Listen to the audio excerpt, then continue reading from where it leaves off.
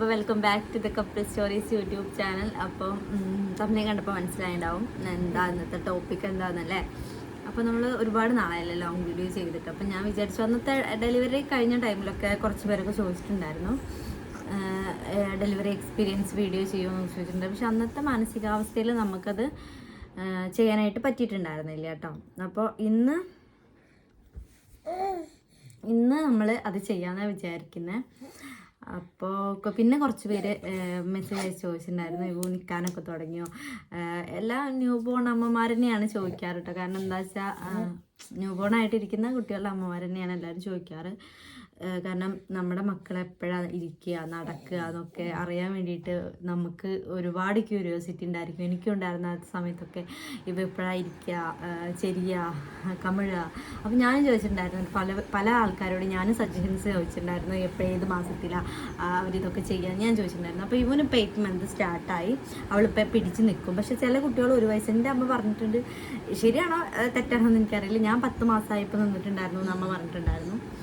അപ്പോൾ ഇവ ഇപ്പോൾ പിടിച്ച് നിൽക്കും, ജനലും പിന്നെ നമ്മളൊക്കെ പിടിച്ചിട്ട് അവൾ നിൽക്കും, കയറി വരുമൊക്കെ ചെയ്യും കേട്ടോ. അപ്പോൾ പിന്നെ അവളുടെ അപ്ഡേഷൻ എന്ന് പറയുന്നത് ഭയങ്കരമായിട്ട് വികൃതി കുട്ടിയാണ്, എല്ലാവരെയും വികൃതി കാട്ടും. ഒരു നേരം അവൾ അടങ്ങിയിരിക്കില്ല. ഉറക്കത്തിൽ വരെ കളിക്കണം എന്നുള്ള ചിന്തയാണ്. ഉറക്കത്തിൽ കിടന്നോടന്ന് നീച്ച് പോവുകയൊക്കെ ചെയ്യും. നമ്മളിപ്പോൾ ബെഡിൽ കിടത്തിരിക്കുകയാണെങ്കിൽ അവിടെ നിന്ന് നീച്ച് മുട്ടുത്തി നിൽക്കും. മുട്ടുത്തി നിന്നിട്ട് നമ്മളോടൊക്കെ ചിരിക്കും. എന്നിട്ട് ഓൺ ദ സ്പോട്ട് അവിടെ കിടന്നിട്ട് ഉറങ്ങും. അപ്പോൾ ഉറക്കത്തിൽ വരെ എടുക്കാൻ പറ്റില്ല. പിന്നെ ഉറക്കത്തിൽ വരെ കളി എന്നുള്ളൊരു ചിന്തയാണ് ആളുടെ മൈൻഡിൽ. പിന്നെ ആൾ കരയും എപ്പോഴാണെന്ന് വെച്ചാൽ വിശന്ന ആൾ കരയുന്ന ടൈം ഉണ്ടായിട്ടില്ല. പിന്നെ എവിടെയെങ്കിലും തട്ടി വീണാലോ അല്ലെങ്കിൽ എപ്പോഴെങ്കിലുമൊക്കെ നല്ലോണം ഉറക്കം വന്ന് ഭ്രാന്ത് പിടിക്കുന്ന സമയത്തൊക്കെ ഒന്ന് കരയുള്ളൂ. അപ്പോൾ അത്രയുള്ള അപ്ഡേഷൻസ്. അപ്പോൾ അവൾ 8 month പിടിച്ച് നിൽക്കാനായിട്ട് തുടങ്ങിയിട്ടു. അപ്പോൾ ഞങ്ങളെ കൂടെ ഡെലിവറി കഴിഞ്ഞവരുടെ ചിലവർ ഞാൻ ചോദിക്കാറുണ്ട് നിൽക്കാൻ തുടങ്ങിയിട്ടുള്ളൂ, അല്ല കമഴാൻ തുടങ്ങിയിട്ടുള്ളൂ, ഇരിക്കാൻ തുടങ്ങിയിട്ടുള്ളൂ എന്നൊക്കെ പറയാറുണ്ട്. പിന്നെ ഇവ ഇരുന്നത് ആരോ ചോദിച്ചിട്ടുണ്ടായിരുന്നു, ഇവ ഇരുന്നത് എനിക്ക് തോന്നുന്നുണ്ട് 6 month തോന്നുന്നുണ്ട് ഇരുന്നത് കേട്ടോ. അവൾ തന്നെ നമ്മൾ ഇടയ്ക്ക് ഇങ്ങനെ പിടിച്ചിരുത്തും, പിന്നെ അവൾ തന്നെ ട്രൈ ചെയ്ത് ഒറ്റയ്ക്ക് ഇരുന്ന് തുടങ്ങിയതാണ്. അപ്പോൾ നമുക്ക് ടോപ്പിക്കിലോട്ട് വരാം. അപ്പോൾ ഡെലിവറി എക്സ്പീരിയൻസ് എങ്ങനെ ഉണ്ടായിരുന്നു, ഡെലിവറി കഴിഞ്ഞ ടൈമിൽ കുറച്ച് പേരൊക്കെ ചോദിച്ചിട്ടുണ്ടായിരുന്നു. അപ്പോൾ അത് ഇന്ന് വീഡിയോ ചെയ്യാമെന്നാണ് വിചാരിച്ചിരിക്കുന്നത് കേട്ടോ. അപ്പോൾ ഒരുപാട് എൻ്റെ ജീവിതത്തിൽ ഞാൻ ഏറ്റവും കൂടുതൽ സങ്കടപ്പെട്ടുള്ളതും ഏറ്റവും കൂടുതൽ ഞാൻ സന്തോഷിച്ചതുമായിട്ടുള്ള ദിവസം എന്ന് പറയാം അന്നത്തെ ദിവസം കേട്ടോ. ഏറ്റവും കൂടുതൽ അങ്ങനെ തന്നെ അതിനെ വിശേഷിപ്പിക്കേണ്ടതായിട്ട് വരും. അപ്പോൾ ഞാൻ ഇവിടെ ഡോക്ടർ നെയിമോ ഹോസ്പിറ്റൽ നെയിമോ ഒന്നും ഞാൻ പറയുന്നില്ല. ഹോസ്പിറ്റൽ എന്നെ അറിയുന്നവർക്ക് അറിയുണ്ടാവും ഞാൻ ഏത് ഹോസ്പിറ്റലാണ് കാണിച്ചിട്ടുണ്ടായിരുന്നതെന്നൊക്കെ എന്നെ അറിയുന്നവർക്ക് അറിയുണ്ടാവും. പക്ഷെ ഞാൻ എടുത്ത് പറയുന്നില്ല ഏത് ഹോസ്പിറ്റലായിരുന്നു. ഞാൻ ഹോസ്പിറ്റലല്ല ഞാൻ കൺസൾട്ട് ചെയ്തിട്ടുണ്ടായിരുന്നു, ഹോസ്പിറ്റലിൽ പോയിട്ടല്ല, ഡോക്ടർ വീട്ടിൽ പോയിട്ടായിരുന്നു കേട്ടോ. അറിയാവുന്ന പരിചയമുള്ളൊരു ഒക്കെ വരുന്നുണ്ടോ.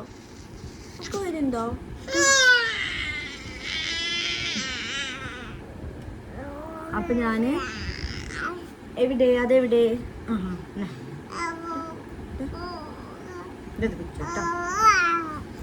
അപ്പോൾ ഞാൻ അതൊന്നും എടുത്ത് പറയുന്നില്ല, എന്നെ അറിയാവുന്നവർക്ക് അറിയട്ടെ. അപ്പോൾ ഞാൻ അങ്ങനെയായിരുന്നു കൺസൾട്ട് ചെയ്തിട്ടുണ്ടായിരുന്നത്. അപ്പോൾ PV ചെയ്യാനായിട്ട് എന്തായാലും ഡോക്ടർ പറഞ്ഞത് ഹോസ്പിറ്റലിലേക്ക് പോകണം എന്ന് തന്നെയാണ് പറഞ്ഞിട്ടുണ്ടായിരുന്നത്. അങ്ങനെ ആദ്യത്തെ PV കഴിഞ്ഞു. രണ്ടാമത്തെ PVക്ക് ചെല്ലാൻ പറഞ്ഞ ടൈമിൽ പറഞ്ഞു അഡ്മിറ്റ് ആവണം, ഒരു 37 week ഒക്കെ ആയപ്പോൾ ഡോക്ടർ പറഞ്ഞു അഡ്മിറ്റ് ആവാം, സാധനങ്ങളൊക്കെ ആയിട്ട് വരാനായിട്ട് പറഞ്ഞു. എനിക്ക് തോന്നുന്നുണ്ട് എൻ്റെ ഡ്യൂ ഡേറ്റ് തന്നിട്ടുണ്ടായിരുന്നത് ജൂലൈ 4 ആയിരുന്നു. അഡ്മിറ്റ് ആവേണ്ട ഡേറ്റ് തന്നിട്ടുണ്ടായിരുന്നത് ജൂൺ 22 ആയിരുന്നു കേട്ടോ. അങ്ങനെ ജൂൺ 22 ആയിട്ട് ഞങ്ങൾ PVക്ക് പോയി. PV സാധനങ്ങളൊക്കെ ആയിട്ടാണ് പോയിട്ടുണ്ടായിരുന്നത്. അഡ്മിറ്റ് ആവാന്നുള്ള രീതിയിൽ അങ്ങനെ തന്നെയായിരുന്നു പോയിട്ടുണ്ടായിരുന്നത്. അങ്ങനെ നമ്മൾ 22 പോയി PV ചെയ്തപ്പോൾ ഡോക്ടർ പറഞ്ഞു സെർവിക്സ് വലുതായിട്ട് ഓപ്പൺ ഇല്ല, എന്നാലും നമുക്ക് ട്യൂബ് ഇടാന്ന് പറഞ്ഞു. അപ്പോൾ നമുക്ക് ഇപ്പോഴത്തെ ഫസ്റ്റ് ഡെലിവറിയാണ്, ട്യൂബിൻ്റെ കാര്യം അമ്മമാർക്കായാലും ട്യൂബ് ഇടുക എന്നൊക്കെ പറഞ്ഞാൽ എന്താണെന്ന് അറിയില്ല. പണ്ടത്തെ കാലത്ത് ഇങ്ങനത്തെ സംവിധാനങ്ങളൊന്നും ഇല്ല. അതുകൊണ്ട് ട്യൂബ് ഇടുക എന്ന് പറഞ്ഞപ്പോൾ ആർക്കും ഒന്നും മനസ്സിലായില്ല. അപ്പം ഞാനും വിചാരിച്ച് എന്ന് വെച്ചാൽ എന്തെങ്കിലുമൊക്കെ ചെറിയ ട്യൂബ് എന്തെങ്കിലും ആയിരിക്കും കേട്ടോ. അപ്പം തന്നെ നമ്മൾ ഡെലിവറി നടക്കുന്നുണ്ടായിരിക്കും, അങ്ങനത്തെ ഒരു മൈൻഡാണ് എൻ്റെ മനസ്സിൽ.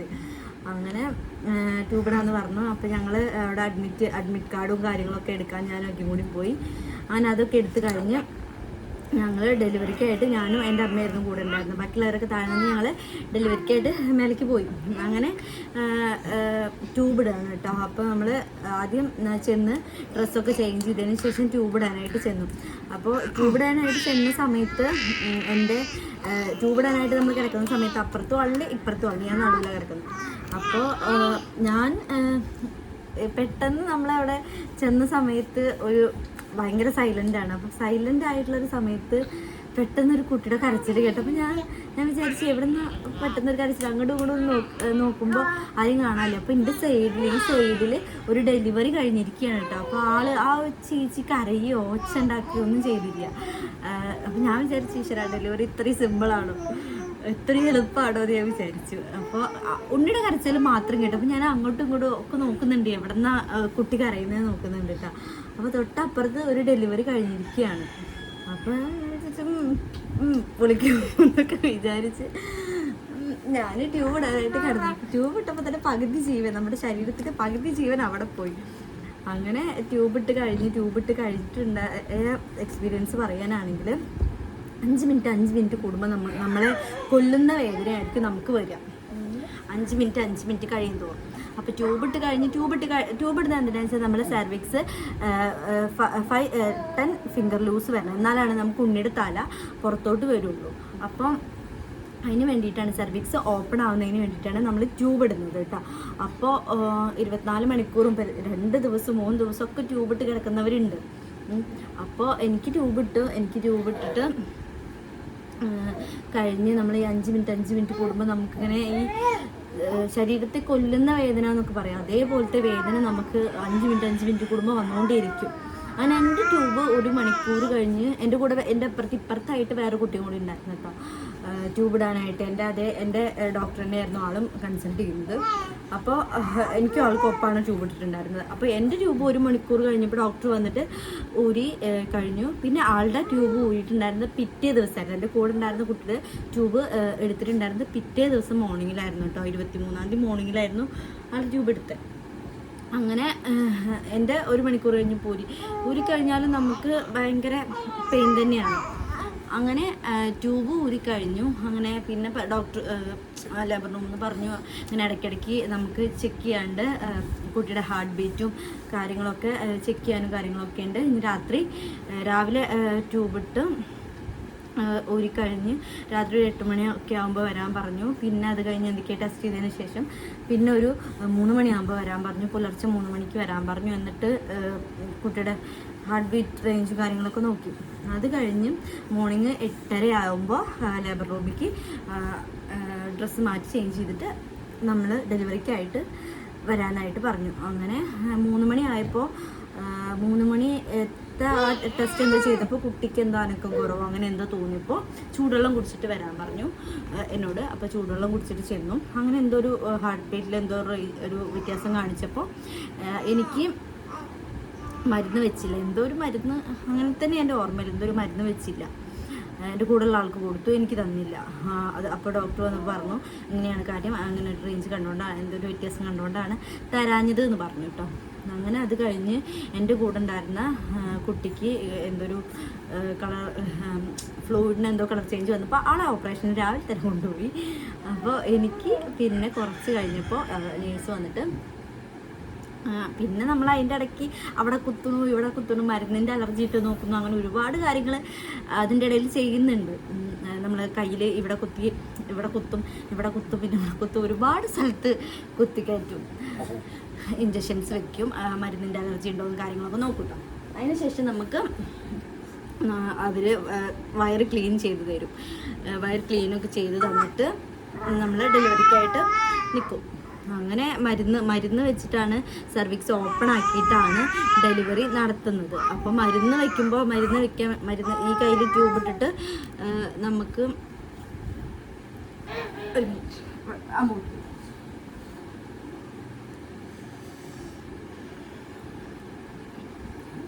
അങ്ങനെ ഈ കയ്യിൽ ട്യൂബ് ഇട്ടിട്ട് ഇതിലൂടെയാണ്, ഞരമ്പിൽ കൂടെയാണ് മരുന്ന്, വേദനയ്ക്കുള്ള മരുന്ന് കയറ്റുക. അങ്ങനെ ഡോക്ടർ വന്നിട്ട് നേഴ്സ് വെക്കുമ്പോൾ പറഞ്ഞു നല്ല വേദന ഉണ്ടാവും. കാരണം ഞാൻ ട്യൂബ് ഇട്ടപ്പോൾ തന്നെ ഞാൻ അവിടെ കിടന്ന് അലറി വിളിക്കുകയായിരുന്നു. അപ്പോൾ അവിടുത്തെ നേഴ്സിനും ഡോക്ടേഴ്സിനും ഒക്കെ നല്ല പരിചയമായി. അപ്പോൾ അവിടെ നേഴ്സ് പറഞ്ഞു നല്ല വേദന ഉണ്ടായിരിക്കും, ഇവിടെ കിടന്ന് കാറാൻ നിൽക്കരുതെന്ന് പറഞ്ഞു, കരയാൻ നിൽക്കരുതെന്ന് പറഞ്ഞു. അങ്ങനെ ഞാൻ കരയില്ല, പറഞ്ഞ സ്ഥിതിക്ക് ഞാൻ കരയില്ല, ഉള്ള ധൈര്യം മൊത്തം സംഭരിച്ച് എന്ത് വന്നാലും ഞാൻ കരയില്ല എന്നുള്ളൊരു ഇതിൽ ഞാൻ ധൈര്യം സംഭരിച്ച് കൊണ്ടുവന്നു. അങ്ങനെ കുറേ കഴിഞ്ഞ് ഒരു മണിക്കൂർ കഴിഞ്ഞപ്പോൾ നമുക്കിങ്ങനെ വേദന വന്ന് തുടങ്ങി. അത് വന്ന് തുടങ്ങി. പിന്നെ എനിക്ക് തോന്നുന്നു ഒരു ഓരോ മണിക്കൂർ കൂടുമ്പോഴോ മിനിറ്റ് കഴിയുമ്പോഴൊക്കെ ഇങ്ങനെ മരുന്നിൻ്റെ ഡോസോ വേദനയ്ക്കുള്ളതൊക്കെ ഇങ്ങനെ മരുന്നൊക്കെ ഇങ്ങനെ കൂട്ടിയും കുറച്ചുകൊണ്ടൊക്കെ ഇരിക്കും. അങ്ങനെ അതൊക്കെ അവർ ചെയ്യുന്നുണ്ട്. പിന്നെ ഞാനവിടെ കിടന്ന് കരയുന്നുണ്ട്, അപ്പുറത്തൊക്കെ മരുന്ന് വെച്ചവരുണ്ട്, അവരവിടെ കിടന്ന് കരയുന്നുണ്ട്. പക്ഷെ അവരെക്കാൾ കൂടുതൽ കരച്ചിൽ ഞാനായിരുന്നു.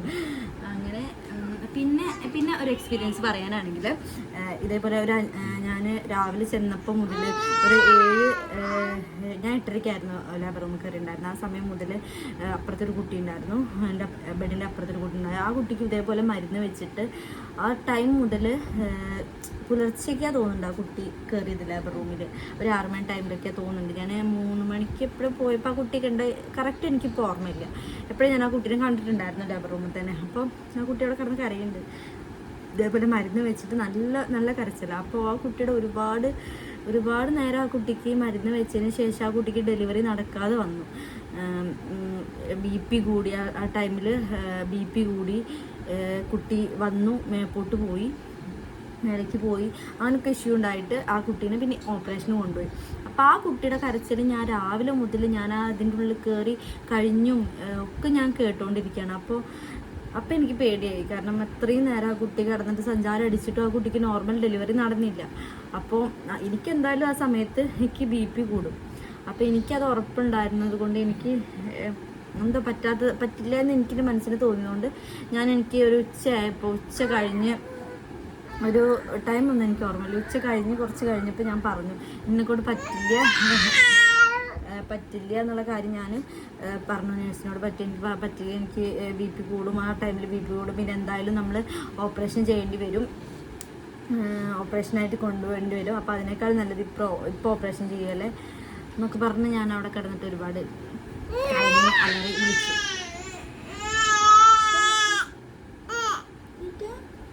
ഒക്കെ വരുന്നുണ്ടോ?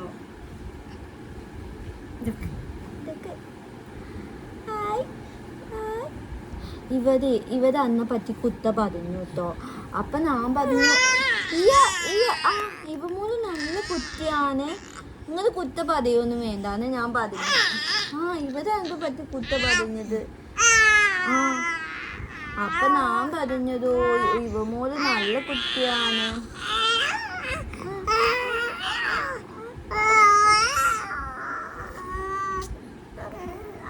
നമുക്ക് ഉറപ്പ് വരുന്നുണ്ട്.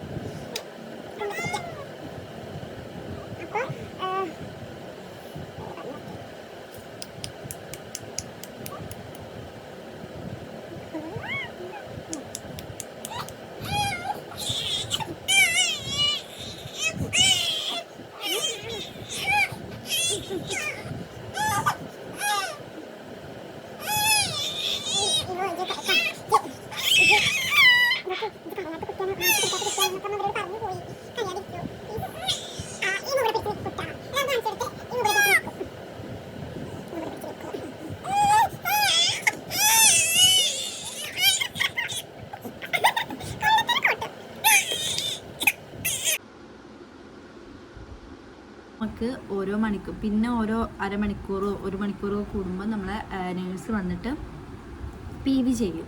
PV ചെയ്യുന്നത് എന്താ വെച്ചാൽ നമുക്ക് മരുന്ന് വെച്ചുള്ളത് സർവീക്സ് ഓപ്പൺ ആവുന്നതിന് വേണ്ടിയിട്ടാണല്ലോ. അപ്പോൾ നമുക്ക് PV ഇടയ്ക്കിടയ്ക്ക് വന്ന് ചെക്ക് ചെയ്യും. PV വന്ന് ചെക്ക് ചെയ്യും, എത്ര ഫിംഗർ ലൂസായി എന്ന്, ഉണ്ണിയുടെ ഹെഡ് പുറത്തേക്ക് വരാൻ എത്ര ഫിംഗർ ഓപ്പണായി, സർവീക്സ് ഓപ്പണായി എന്ന് നോക്കുന്നതിന് വേണ്ടിയിട്ട് PV ചെയ്യും കേട്ടോ, ഇടയ്ക്കിടയ്ക്ക് വന്നിട്ട്. അപ്പോൾ അതിൻ്റെ വേദനയും ഇതിൻ്റെ വേദനയും എല്ലാ വേദനയും കൂടി നമ്മൾ അനുഭവിക്കണം. അപ്പോൾ അങ്ങനെ നമുക്ക് പിന്നെ എൻ്റെ ഓർമ്മയിൽ രാത്രി ഒരു 7 മണി അല്ലെങ്കിൽ ഒരു 6 മണിയൊക്കെ ടൈമിൽ ഒരു കുട്ടി വന്നു. ഒരു കുട്ടി, ഇവിടെയുള്ള കുട്ടിയല്ലേ, പുറത്തുള്ള കുട്ടിയാണ്, ഒരു ഹിന്ദിക്കാരി കുട്ടിയാണ് കേട്ടോ. ആ കുട്ടി വന്ന വേദന വന്നിട്ട് വന്നാ തോന്നുന്നുണ്ട്. കൊടുന്നപ്പോൾ അങ്ങനെ പെയിനായിട്ടൊന്നും കൊണ്ടുവന്ന ഞാൻ കണ്ടില്ല. ആൾ വന്നു, ആളോട് അവിടുത്തെ നഴ്സുമാരും ഡോക്ടേഴ്സൊക്കെ കമ്മ്യൂണിക്കേറ്റ് ചെയ്യുന്നുണ്ടായിരുന്നു. ഡ്രസ്സ് ചേഞ്ച് ചെയ്ത് വരാനും കാര്യങ്ങൾക്കൊക്കെ പറയുന്നുണ്ടായിരുന്നു കേട്ടോ. അങ്ങനെ ആ കുട്ടി വന്ന് കുറേ നേരം കഴിഞ്ഞപ്പോൾ ആൾക്ക് വേദന വന്നതിന് ശേഷം ഞാൻ പറയുന്നുണ്ടല്ലോ ഓപ്പറേഷൻ മതി, എന്നെ കൊണ്ട് പറ്റില്ല എന്നുള്ള, ഓപ്പറേഷൻ മതി എന്നുള്ള കാര്യം ഞാൻ പറയുന്നുണ്ട്. അപ്പോൾ ആ ഒരു ടൈമിൻ്റെ ഇടയിൽ തന്നെ, ആ കുട്ടി വന്ന ആ ഒരു ടൈമിൽ തന്നെയാണ് ഞാൻ ഡോക്ടറെ വിളിക്കാനും കാര്യങ്ങൾക്കൊക്കെ ഞാൻ പറയുന്നുണ്ട്, ഓപ്പറേഷൻ മതി, എന്നെക്കൊണ്ട് പറ്റില്ല, ഓപ്പറേഷൻ മതി എന്നൊക്കെ ഞാൻ പറയുന്നുണ്ട്. അങ്ങനെ ഞാൻ പിന്നെ അവർ വേദനയ്ക്ക് വെച്ചിട്ടുണ്ടായിരുന്നു ആ മരുന്ന് ഞാൻ ഊരിയിട്ടിട്ടുണ്ടായിരുന്നു.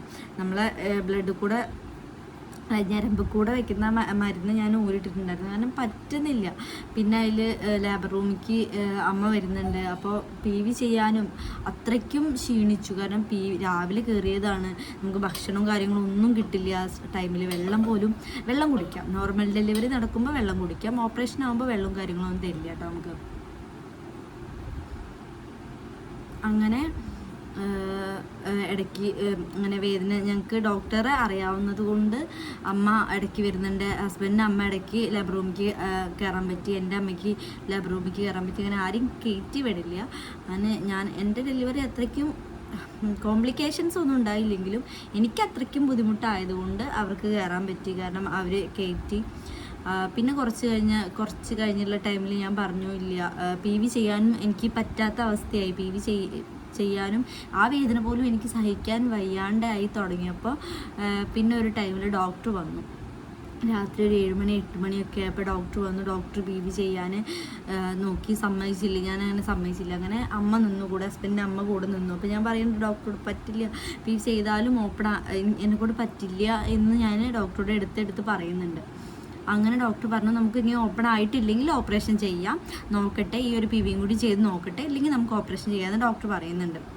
അങ്ങനെ ഞാൻ ആ PV ചെയ്യാം, ഹസ്ബൻഡിൻ്റെ അമ്മ ഇപ്പോൾ കൂടെ നിൽക്കുന്നുണ്ട്. ഞാനങ്ങനെ അപ്പം PV ചെയ്യാനായിട്ട് സമ്മതിച്ചു. അങ്ങനെ PV ചെയ്തിട്ടും ഓപ്പണും കാര്യങ്ങളൊന്നുമില്ല. അങ്ങനെ ഹസ്ബൻഡിൻ്റെ കൺസെൻറ്റും കാര്യങ്ങളൊക്കെ മേടിച്ചിട്ട് ഓപ്പറേഷൻ ചെയ്യാന്നുള്ളൊരു ഇതിൽ തന്നെയായിരുന്നു കേട്ടോ. അങ്ങനെ ഓപ്പറേഷൻ്റെ കൺസെൻറ്റ് അത്രയും നമുക്ക് പറ്റുന്നില്ല എന്നുള്ളൊരു സിറ്റുവേഷൻ വന്നപ്പോൾ ഓപ്പറേഷൻ ചെയ്യാമെന്നായി. അങ്ങനെ എൻ്റെ കൺസെൻറ്റും കാര്യങ്ങളൊക്കെ ഞാൻ എഴുതി ഒപ്പിട്ട് കൊടുത്തു. പിന്നെ ഹസ്ബൻഡിൻ്റെ കൺസെൻറ്റ് കൊടുത്തു. അപ്പോൾ അത് വായിക്കുമ്പോൾ തന്നെ ആളുടെ തല കറങ്ങി നിൽക്കുകയാണ്. കാരണം അതിൽ ഉള്ള കാര്യങ്ങളെന്ന് പറയുന്നത് നമ്മൾ അനസ്തേഷ്യ കൊടുക്കുന്ന സമയത്ത് ചിലപ്പോൾ കുഞ്ഞിനോ അമ്മയ്ക്കോ എന്തെങ്കിലും അപകടവും കാര്യങ്ങളൊക്കെ വരാം. ഇതാണ് കൺസെൻറ്റിൽ എഴുതിയിരിക്കുന്നത്. കൺസെൻറ്റ് എന്ന് പറഞ്ഞാൽ ഇതാണ്, ആളെ പേടിപ്പെടുത്തുന്ന കുറേ സംഭവങ്ങളാണ് കൺസെൻറ്റിലുള്ളത്. അമ്മയ്ക്കും കുഞ്ഞിന് എന്തെങ്കിലും വരാൻ, ചിലപ്പോൾ ഒരു ഭാഗം തളർന്ന് കിടക്കാം, ചിലപ്പോൾ ഒരാളുടെ ജീവനായിരിക്കും കിട്ടുക, അങ്ങനത്തെ കാര്യങ്ങളൊക്കെയാണ് അതിലുള്ളത്. അപ്പോൾ അത് എഴുതി ഒപ്പിട്ട് കൊടുക്കുമ്പോൾ ഒരാളല്ല 2 ആളെ കൊല്ലാൻ കൊടുക്കുന്നതിന് തുല്യമാണ്. അപ്പോൾ ആൾക്ക് തീരെ താല്പര്യം ഉണ്ടായിരുന്നില്ല ഓപ്പറേഷൻ. പിന്നെ എനിക്ക് വേദന സഹിക്കാൻ എത്രത്തോളം കപ്പാസിറ്റി ഉണ്ട് എന്ന് ആൾക്ക് നന്നായിട്ട് അറിയാം, ഹസ്ബൻഡ് നന്നായിട്ട് അറിയാം. കാരണം ഒരു സൂചി കുത്താൻ വരെ പേടിയുള്ള ഒരാളായിരുന്നു ഞാൻ. ആ ആൾ ഡെലിവറിക്ക് ഞാൻ ഒട്ടും പ്രിപ്പയർഡ് ആയിരുന്നില്ല എന്ന് തന്നെ പറയാം. കാരണം ഡെലിവറിയുടെ പിറ്റേ ദിവസം വരെ, അഡ്മിറ്റ് ആവുന്ന തലേ ദിവസം വരെ ഞങ്ങൾ പുറത്തൊക്കെ പോയി, അതിൻ്റെ ഒരു ടെൻഷനോ കാര്യങ്ങളോ ഒന്നും ഞാൻ ഇടയ്ക്ക് എപ്പോഴെങ്കിലുമൊക്കെ ഞാൻ പറയും ടെൻഷനാവുണ്ട് അങ്ങനെ പറയുന്നല്ലാതെ ഓവർ ടെൻഷൻ്റെ മുഖത്തുണ്ടായിരുന്നില്ല, ഒന്നിനും ഉണ്ടായിരുന്നില്ല. ഇപ്പോൾ ലേബർ റൂമിലേക്ക് പോകുന്ന സമയത്താണെങ്കിലും ഉണ്ടായിരുന്നില്ല, ഒരു ടെൻഷനും കാര്യങ്ങളും ഉണ്ടായിരുന്നില്ല. സുഖമായിട്ട്. പിന്നെ അവിടെയുള്ള ഞാൻ ഒരു സിറ്റുവേഷൻ പറഞ്ഞില്ലേ, അവിടുത്തെ എൻ്റെ തൊട്ടപ്പുറത്ത് ഡെലിവറി കഴിഞ്ഞു എന്നുള്ളൊരു ഇത് കിടന്നില്ല. അതുകൊണ്ട് കണ്ടപ്പോൾ പിന്നെ ഓവർ കോൺഫിഡൻസ്, അതൊക്കെ എന്ത് സിമ്പിൾ എന്നുള്ളൊരു മൈൻഡായിട്ട് മാറി. അങ്ങനെ ഹസ്ബൻഡിന് കൺസെൻറ്റ് എഴുതി ഒപ്പിടാൻ കൊടുത്തു. അപ്പോൾ ആൾക്ക് തീരെ താല്പര്യം ഉണ്ടായിരുന്നില്ല. അപ്പോൾ എൻ്റെ കൂടെ നിൽക്കുന്നത് അമ്മയായിരുന്നു, എൻ്റെ അമ്മയായിരുന്നു. അപ്പോൾ എൻ്റെ അമ്മയ്ക്ക് അറിയാം ഞാൻ എത്രത്തോളം വേദന സഹിച്ചിട്ടുണ്ട്, അവിടെ കിടന്നിട്ട് എത്രത്തോളം വേദന ഞാൻ അനുഭവിച്ചു. കാരണം നമുക്ക് ആ ട്യൂബ് ഇട്ടപ്പോൾ തന്നെ ഞാൻ ഒരു ഭാഗത്തോട്ട് ചെരിഞ്ഞു. കാരണം അത്രയും വലിയ നമ്മൾ ചെറിയ ട്യൂബ് എന്ന് പറയുന്ന ചെറിയ നമ്മൾ ഈ ട്യൂബല്ല, ഒരു ബോളിൻ്റെ സൈസ് വരുന്ന ഒരു ട്യൂബാണ് നമുക്കിടുക. അപ്പോൾ അത് ഇട്ടപ്പോൾ തന്നെ നമ്മൾ ഒരു വശം ചെരിഞ്ഞ് അവശ്യമായ പോലെ ആയിരുന്നു. അപ്പോൾ എൻ്റെ അമ്മ കൂടെ നിൽക്കുന്നതുകൊണ്ട് എൻ്റെ അമ്മയ്ക്ക് നന്നായിട്ട് അറിയായിരുന്നു എത്രത്തോളം ബുദ്ധിമുട്ടുണ്ടായിരുന്നു എന്ന്. അങ്ങനെ അമ്മ പറഞ്ഞു അവൾ സമ്മതിക്കില്ലെങ്കിൽ ഓപ്പറേഷൻ ചെയ്യാമെന്ന് എൻ്റെ അമ്മ പറഞ്ഞു. പിന്നെ ഹസ്ബൻഡിന് ഈ കൺസെൻറ്റ് കാര്യങ്ങളും കണ്ടപ്പോഴുള്ള ഒരു പേടി അങ്ങനെ തന്നെയല്ല. അപ്പോൾ അവർ തമ്മിൽ എന്ത് വേണമെന്ന് തീരുമാനിക്കായിരുന്നു. അമ്മ ഓപ്പറേഷൻ ചെയ്തോളാനായിട്ട് പറഞ്ഞു. ഹസ്ബൻഡ് ഓപ്പറേഷൻ ചെയ്യേണ്ട, നോർമൽ ഡെലിവറിക്ക് പറ്റും എന്നുള്ളൊരു ഇതിലോ നിൽക്കുന്നതുകൊണ്ട് അവർ തമ്മിലൊരു അങ്ങോട്ടും ഇങ്ങോട്ടും ഒരു വാക്ക് തർക്കമെന്നൊന്നും പറയാൻ പറ്റില്ല, ഒരു വാക്ക് സാമ്യക്കുറവുണ്ടായിരുന്നു. അങ്ങനെ എന്നെ പുറത്തേക്ക് കൊണ്ടുപോകുന്നു. ഡോക്ടർ ഇങ്ങനെ പറഞ്ഞു അവർ തമ്മിൽ ഇങ്ങനെ ആലോചിക്കുന്നുണ്ട്, വെച്ചുകൊണ്ടിരിക്കാൻ പറ്റില്ല.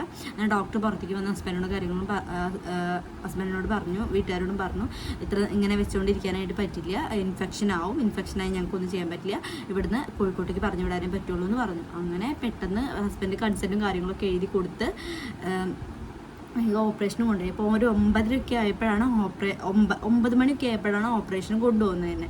അപ്പോൾ ആ ടൈമിലാണ് ഞാൻ നേരത്തെ പറഞ്ഞിട്ടുണ്ടായിരുന്നല്ലോ ഒരു ഹിന്ദിക്കാരി കുട്ടി, ആ കുട്ടി വന്ന് 3 മണിക്കൂർ കഴിഞ്ഞപ്പോൾ എന്നെ ഓപ്പറേഷന് കൊണ്ടുപോകുന്ന സമയത്താണ് ആ കുട്ടിക്ക് ഡെലിവറി നടക്കുന്നത്.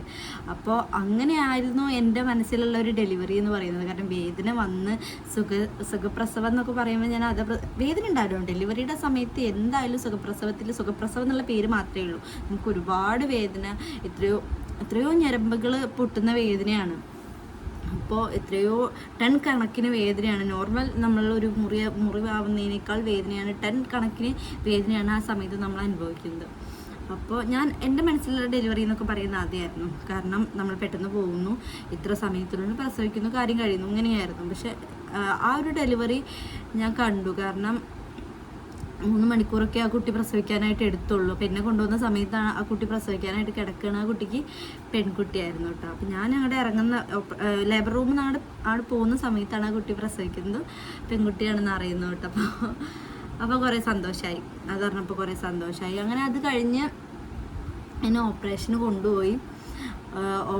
കൊണ്ടുപോയിട്ട് ഡോക്ടർ കാര്യങ്ങളൊക്കെ ചോദിക്കും, അനസ്തേഷ്യ ഡോക്ടർ കാര്യങ്ങളൊക്കെ ചോദിക്കും, അലർജി ഉണ്ടോ അങ്ങനത്തെ കാര്യങ്ങളൊക്കെ ഉണ്ടോ എന്ന് ചോദിച്ചിട്ട് നമ്മളെ ഓപ്പറേഷൻ തിയേറ്ററിൽ കൊണ്ടുപോകുമ്പോഴും ഞാൻ 2 വേദനയാണ്. കാരണം ഈ മരുന്ന് വെച്ച വേദന, ഈ മരുന്ന് നമ്മുടെ ശരീരത്തിലുള്ളത് കൊണ്ട് അതിൻ്റെ വേദനയും ഞാൻ അപ്പോഴും ഓപ്പറേഷൻ തിയേറ്ററിൽ കൊണ്ടുപോകുമ്പോഴും ഞാൻ അനുഭവിച്ചുകൊണ്ടിരിക്കുകയാണ്. ഈ മരുന്ന് വെച്ച വേദന ഞാൻ അനുഭവിച്ചുകൊണ്ടിരിക്കുകയാണ്.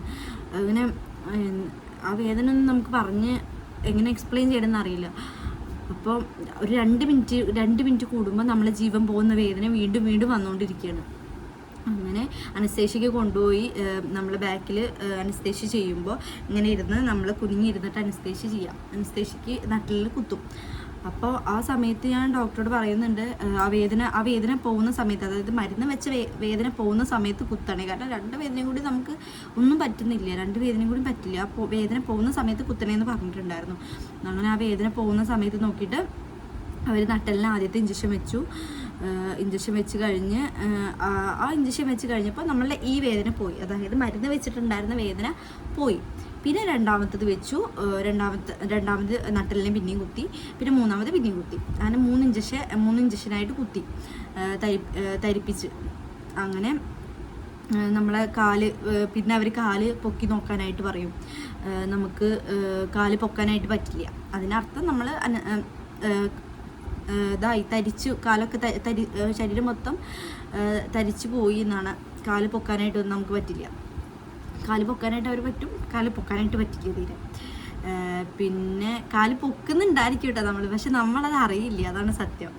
കാല് നമ്മൾ പൊക്കുന്നുണ്ടാവും, പക്ഷെ കാല് പൊക്കിയ പോലെ ഒന്നും നമ്മൾ അറിയുന്നുണ്ടായിരിക്കില്ല. പിന്നെ അവർ നമ്മൾ ഓപ്പറേഷൻ ചെയ്യും, മുറിക്കും. ലെയറായിട്ട് നമ്മളിങ്ങനെ മുറിക്കുന്നത് നമുക്കിങ്ങനെ അറിയാൻ പറ്റും. വേദന ഉണ്ടായിരിക്കില്ല, പക്ഷെ ലെയറായിട്ട് ഇങ്ങനെ മുറിക്കുന്നത് നമുക്ക് അറിയാനായിട്ട് പറ്റും. പക്ഷെ അപ്പോഴൊക്കെ എനിക്ക് തീരെ ഭയങ്കരമായിട്ട് ഈ മരുന്ന് വെച്ച വേദനയുടെ തളർച്ച എനിക്ക് നന്നായിട്ട് ഉണ്ടായിരുന്നു. വേദന ഇല്ലെങ്കിൽ പോലും എനിക്ക് അതിൻ്റെ ഒരു തളർച്ച, ക്ഷീണവും പേടി എല്ലാം കൂടി ഉണ്ടായിരുന്നു. ഓപ്പറേഷൻ റൂമിൽ അനസ്തേഷ്യ ചെയ്യുമ്പോഴും ഞാൻ കൃഷ്ണ ഗുരുവായൂരപ്പ എന്നൊക്കെ വിളിച്ചിട്ടാണ് അവിടെ ഇരിക്കുന്നത്. അപ്പോൾ ഡോക്ടേഴ്സ് നേഴ്സൊക്കെ പറയുന്നുണ്ട് മനസ്സിൽ വിളിച്ചാൽ മതി, മനസ്സിൽ വിളിച്ചാൽ മതി. പിന്നെ ഞാൻ ദൈവത്തെ അങ്ങനെ ഒന്നും വിളിച്ച് ബുദ്ധിമുട്ടിപ്പിക്കാത്ത ഒരാളാണ്. കാരണം ദൈവത്തിൽ വിശ്വാസമാണ്. പക്ഷേ ദൈവങ്ങളൊക്കെ ഞാൻ അത്രയും ഇതാവുമ്പോഴൊക്കെ ഞാൻ വിളിക്കുകയുള്ളൂ. വിശ്വാസമാണ്, പക്ഷേ ദൈവങ്ങളെ ഞാൻ എപ്പോഴും ഈശ്വര കൃഷ്ണ എന്ന് വിളിച്ച് ബുദ്ധിമുട്ടിപ്പിക്കാത്ത ആളാണ്. പക്ഷെ ആ സമയത്ത് ഞാൻ വിളിച്ചു പോകും, നമ്മളെല്ലാ ദൈവങ്ങളെയും വിളിച്ചു പോകും. അയ്യപ്പ അയ്യപ്പ അതൊക്കെ വിളിച്ചിട്ടാണ് ഞാൻ അവിടെ ഇരുന്നിരുന്ന് അനസ്തേഷ്യ ചെയ്തത്. അപ്പോൾ ഡോക്ടർ നേഴ്സൊക്കെ പറയുന്നുണ്ട് മനസ്സിൽ വിളിച്ചാൽ മതി, മനസ്സിൽ വിളിച്ചാൽ മതി. എന്ത് മനസ്സിൽ ആ നേരത്ത്. അങ്ങനെ ഓപ്പറേഷൻ കഴിഞ്ഞു. മുഖമൊക്കെ കവർ ചെയ്യും കേട്ടോ. മുഖം ഉണ്ടാവില്ല, മുഖം നമുക്ക് കവർ ചെയ്തിട്ടായിരിക്കും. അങ്ങനെ ഓപ്പറേഷൻ ചെയ്ത് കഴിഞ്ഞ് കുട്ടീനെ പുറത്തെടുത്ത് അപ്പോഴാണ് ഡോക്ടർ പറയുന്നത് കുട്ടിയുടെ പുക്കിൾക്കൊടി 2 വട്ടം കഴുത്തിൽ ചുറ്റിയിട്ടുണ്ടായിരുന്നു എന്ന് പറയുന്നത്. കാരണം 2 വട്ടമൊക്കെ ചുറ്റിയിട്ടുണ്ടെങ്കിൽ നോർമൽ ഡെലിവറി ഒരിക്കലും നടക്കില്ല. പോസിബിൾ ആണ് നടക്കാനായിട്ട്. 2 വട്ടം ചുറ്റിയിട്ടുണ്ടായിരുന്നു എന്ന് കുട്ടി പുറത്ത് വന്നതിന് ശേഷമാണ് ഡോക്ടർ പറയുന്നത്. അപ്പോൾ അതിൻ്റെ ഇടയിൽ ഇവർ ഈ നോർമൽ ഡെലിവറിക്ക് ശ്രമിച്ചുകൊണ്ടിരിക്കുകയാണ്. കുട്ടിയുടെ കഴുത്തിൽ പുക്കിൾക്കൊടി 2 വട്ടം ചുറ്റുമ്പോൾ എങ്ങനെ നമ്മളത് നോർമൽ ഡെലിവറി ആവും എനിക്കറിയില്ല. അതെങ്ങനെ എന്താ അവിടെ സംഭവിച്ചതെന്ന് എനിക്കറിയില്ല. പുക്കിൾക്കൊടി 2 വട്ടം ചുറ്റിയിട്ടുണ്ടായിരുന്നു. ഡോക്ടർ തന്നെയായിരുന്നു പറഞ്ഞിട്ടുണ്ടായിരുന്നു കേട്ടോ. അങ്ങനെ 2 വട്ടം കഴുത്തിൽ ചുറ്റിയത് അവരെടുത്തു. കുട്ടീനെ ഒരു സെക്കൻഡ് പെൺകുട്ടിയാണെന്ന് പറഞ്ഞ് അപ്പോൾ നമുക്കിങ്ങനെ മോനെ മനസ്സിലിട്ട് കുട്ടി ആ ഒരു സന്തോഷമായിരുന്നു. നമുക്ക് അപ്പം ഉണ്ടായിരുന്ന ആ വേദന. ലേബർ റൂം കിടക്കുമ്പോഴും എൻ്റെ മനസ്സിൽ ഓപ്പറേഷൻ ചെയ്തോട്ടെ ചെയ്താലും ഞാൻ ഓപ്പറേഷൻ തിയേറ്ററിലേക്ക് പോകുമ്പോഴും ഇല്ല, ഞാൻ ഓപ്പറേഷൻ തിയേറ്ററിൽ ഒരു പ്രശ്നം ഉണ്ടാക്കില്ല, കരയില്ല, അങ്ങനത്തെ ഒക്കെ ഒരു മൈൻഡ് വെച്ച് പോലെ കുട്ടീനെ കാണുമ്പോൾ, കുട്ടിയുടെ മുഖം കാണുമ്പോൾ ആ വേദനയൊക്കെ പോവും എന്നുള്ളൊരു മൈൻഡ് തന്നെയായിരുന്നു. ശരിയായിരുന്നു. കുട്ടീനെ കണ്ടപ്പോൾ നമുക്ക് എല്ലാ അതുവരെ നടന്നുള്ള എല്ലാ പ്രശ്നങ്ങളും ഒന്നും അല്ലാണ്ടായി മാറി. അങ്ങനെ കുട്ടീനെ കാണിച്ചു തന്നു. ഒരു സെക്കൻഡേ ഞാൻ കണ്ടുള്ളൂ കേട്ടോ. അങ്ങനെ ഓപ്പറേഷൻ അവളെ കൊണ്ടുപോയി, അവളെ കുളിപ്പിക്കാനും കാര്യം പുറത്ത് എല്ലാവർക്കും കാണിക്കാനും കാര്യങ്ങളൊക്കെ കൊണ്ടുപോയി. അങ്ങനെ എനിക്ക് സ്റ്റിച്ചൊക്കെ ഇട്ട് എന്നെ പുറത്തേക്ക് കൊണ്ടുപോയി കുറച്ച് നേരം അവിടെ ഒരു വേറെ റൂമിൽ നിന്നതിന് ശേഷം ഉണ്ണിനെ കൊണ്ടുവന്നിട്ട് പാല് കുടിക്കേണ്ടോ കാര്യങ്ങളൊക്കെ നോക്കിയതിന് ശേഷം പുറത്തേക്ക് കാണിച്ച് കൊടുക്കാൻ കൊണ്ടുപോവാണെന്ന് പറഞ്ഞിട്ട് അവളെ കൊണ്ടുപോയി. പിന്നെ കുറച്ച് നേരം ഞാൻ അവളെ കണ്ടില്ല.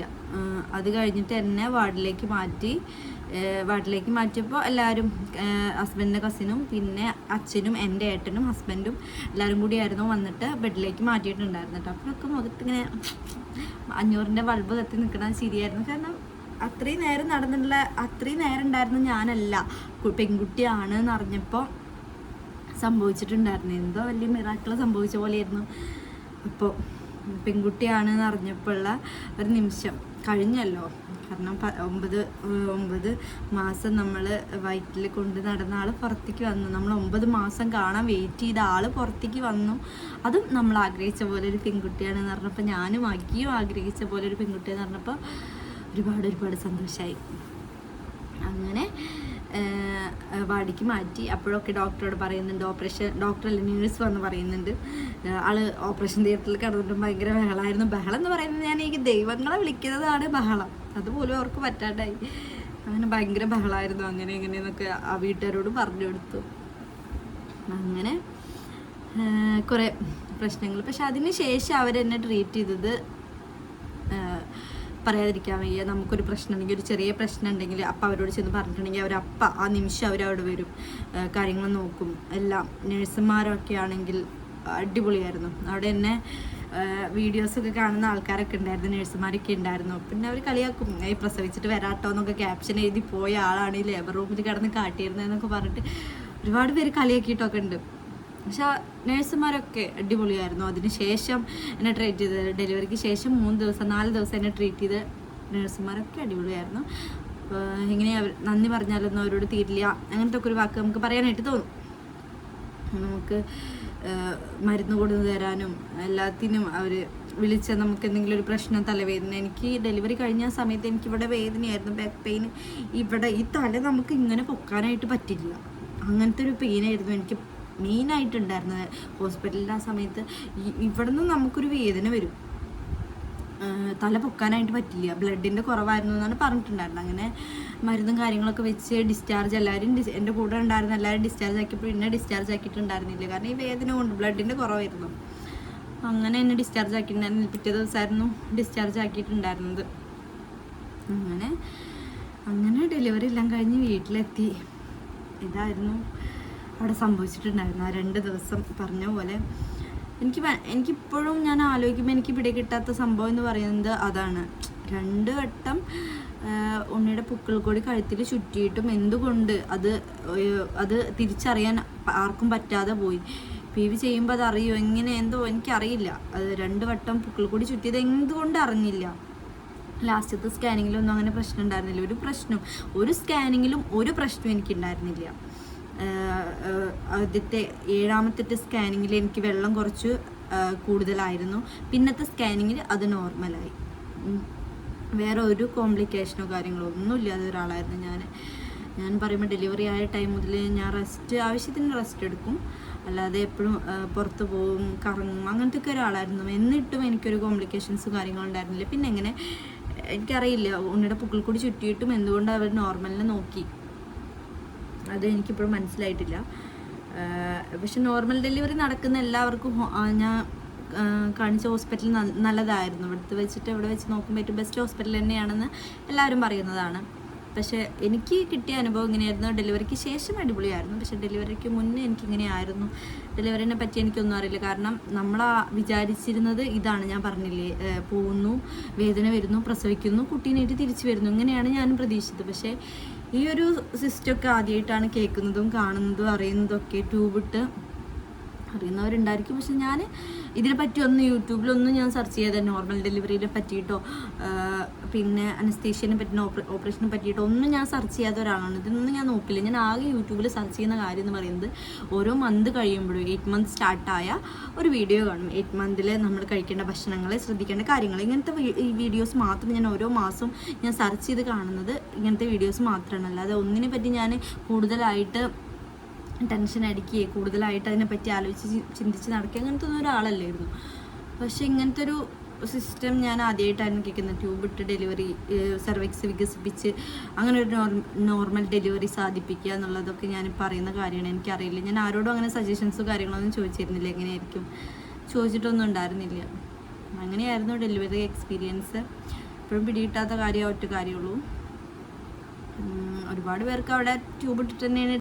അപ്പോൾ ഇത്രയൊക്കെ ഉള്ളൂ ഡെലിവറി എക്സ്പീരിയൻസ് എന്ന് പറയുന്നത്. അപ്പോൾ ഇതുകൊണ്ടൊക്കെയാണ് ഇത്രയും വീഡിയോ ഇടാൻ, ഡെലിവറി എക്സ്പീരിയൻസിനെ കുറിച്ചിട്ടൊക്കെ ചോദിച്ചപ്പോൾ ഇത്രയും വീഡിയോ ഇടാൻ ലേറ്റായിരുന്നു. നമ്മൾ കുറേ ആലോചിച്ചു, വേണോ എന്നൊക്കെ കുറേ ആലോചിച്ചു.